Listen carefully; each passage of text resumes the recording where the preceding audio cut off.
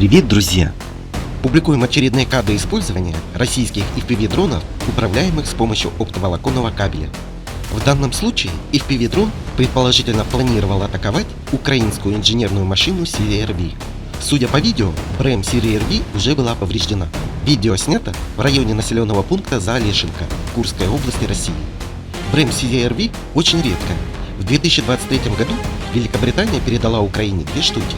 Она предназначена для эвакуации танков Challenger 2. Ремонтно-эвакуационная машина разработана компанией Vickers Defence в 1985 году на базе корпуса танка Challenger 1. БРЭМ оснащена 2 лебедками, гидравлическим краном и 7,62 пулеметом. Экипаж БРЭМ до 5 человек. Друзья, спасибо за просмотр. Приглашаем вас стать частью нашего сообщества и получить новые знания.